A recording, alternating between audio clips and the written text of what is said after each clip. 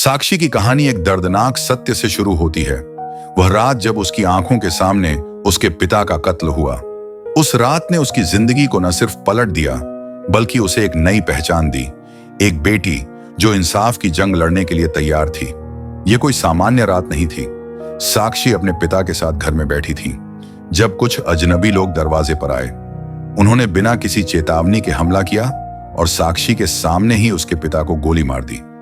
साक्षी की आंखों में दर्द और आक्रोश का मिलाजुला भाव था, लेकिन उस वक्त वह कुछ नहीं कर सकी।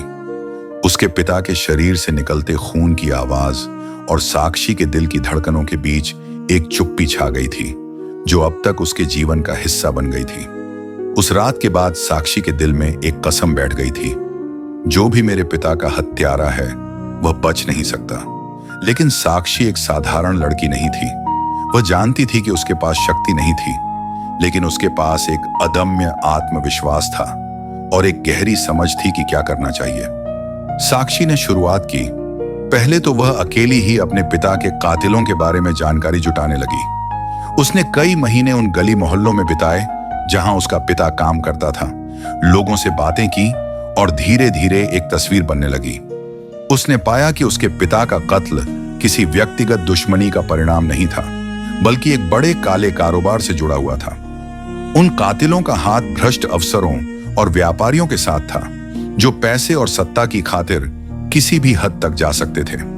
यह एहसास साक्षी को और भी ज्यादा उकसाने वाला था।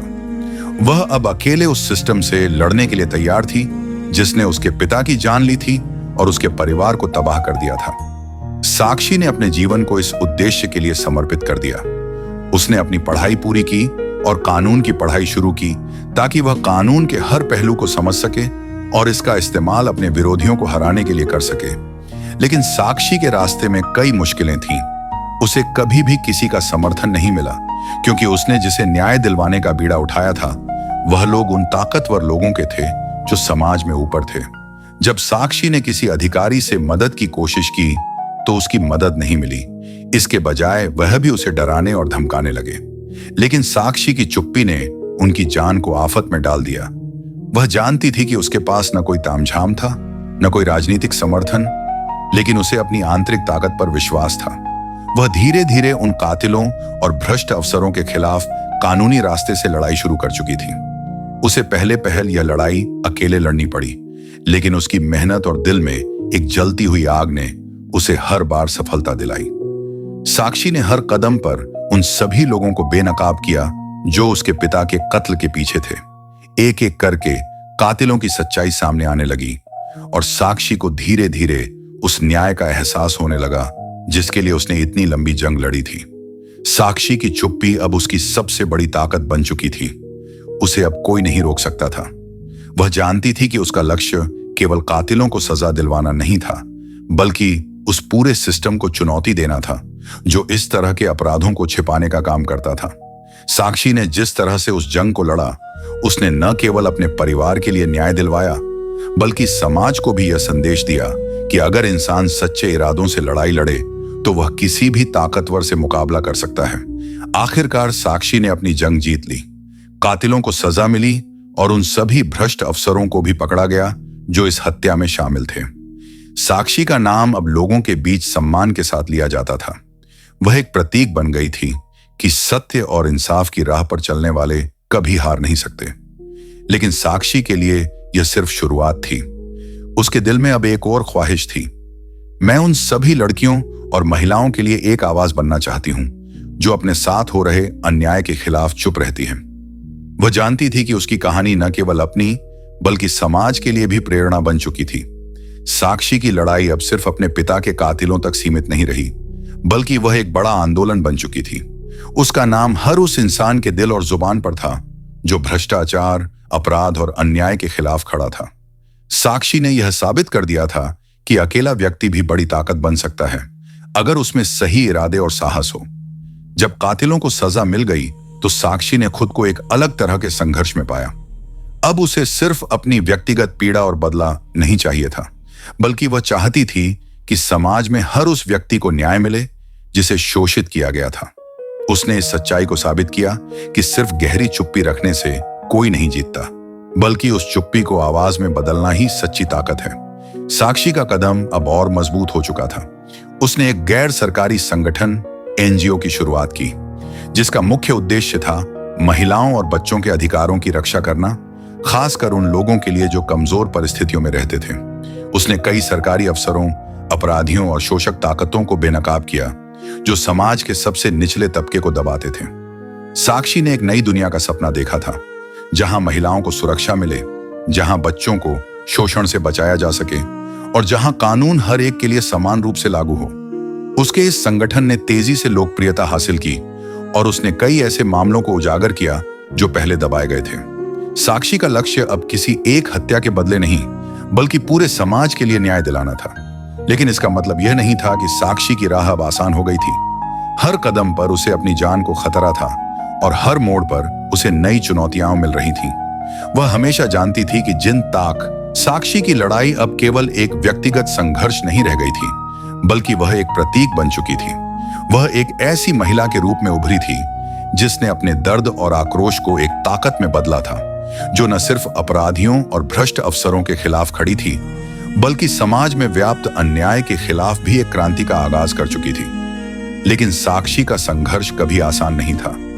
उसे न सिर्फ अपने प्रतिद्वंद्वियों से लड़ना पड़ता था, बल्कि उन तमाम साजिशों का भी सामना करना पड़ता था जो उसके रास्ते में खड़ी होती थी।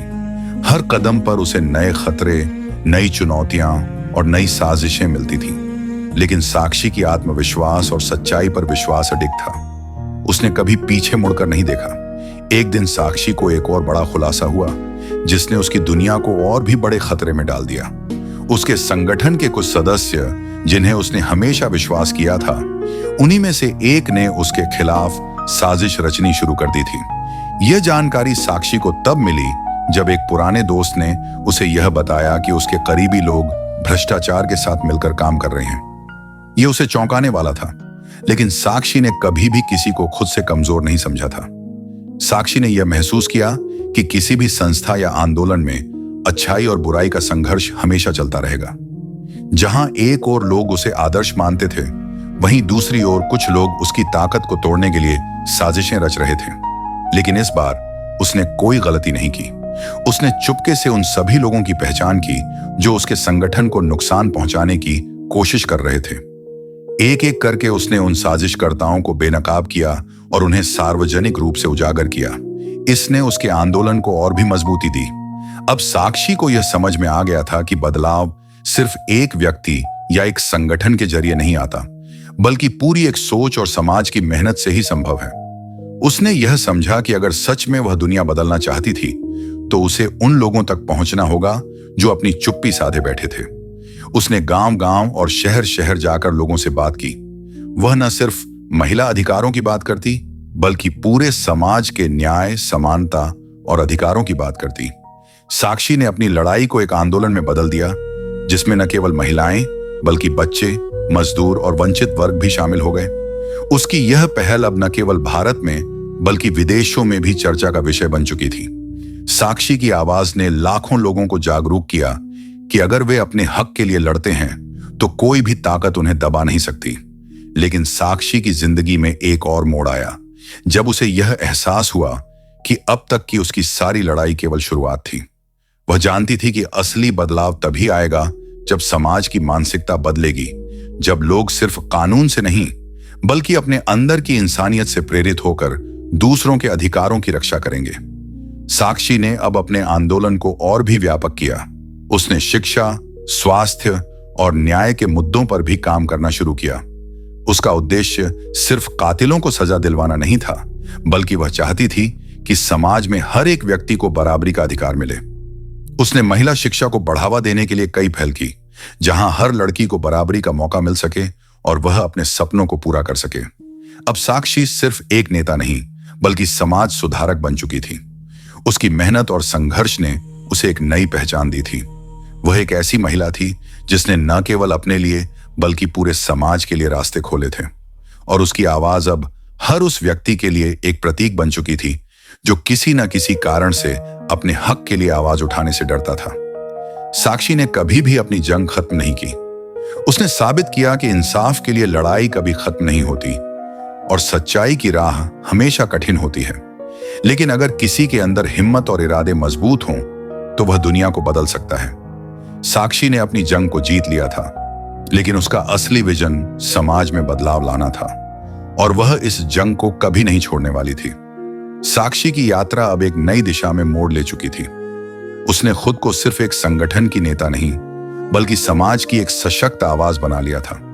जहां पहले वह अपने पिता के हत्या के कातिलों से बदला लेना चाहती थी, अब उसका उद्देश्य सिर्फ और सिर्फ समाज की बुराइयों को समाप्त करना था। उसे यह एहसास हो चुका था कि समाज में सबसे बड़ी चुनौती मानसिकता की है। यह बदलनी चाहिए और इसके लिए उसे न सिर्फ कानून और सरकारी सिस्टम से लड़ना था, बल्कि लोगों के दिलों में भी परिवर्तन लाना था। एक दिन साक्षी को एक और बड़ी चुनौती का सामना करना पड़ा, जो उसकी सोच और आंदोलन को एक नया मुकाम देने वाली थी। उसे एक रिपोर्ट मिली जिसमें बताया गया कि बहुत से छोटे गांवों में महिलाओं और बच्चों के खिलाफ बढ़ते अपराधों पर सरकार ने कोई ठोस कदम नहीं उठाया था। इन अपराधों की संख्या दिन प्रतिदिन बढ़ती जा रही थी और कोई भी इन मामलों को हल करने के लिए जिम्मेदार नहीं था। साक्षी को समझ में आ गया कि इस बार वह जो काम करेगी वह उसकी पूरी जिंदगी का सबसे बड़ा कदम होगा। साक्षी ने तय किया कि वह अपने संगठन को गांव-गांव भेजेगी और उन इलाकों में जाकर लोगों से सीधे बातचीत करेगी। उसने अब सिर्फ अदालतों और कानून पर निर्भर नहीं रहने का फैसला किया। वह खुद समाज के बीच जाएगी जहां सबसे ज्यादा जरूरत थी। उसे यकीन था कि जब तक लोग अपने अधिकारों के बारे में नहीं जानेंगे, तब तक कोई बड़ा बदलाव नहीं आ सकता। उसने उन गांवों में जाकर महिलाओं और बच्चों को उनके अधिकारों के बारे में शिक्षित करना शुरू किया। उन्होंने इन्हें यह बताया कि अगर वे किसी तरह के अपराध या शोषण का सामना कर रहे हैं, तो किस तरह से वे इसे रोक सकते हैं। इस अभियान में साक्षी को न के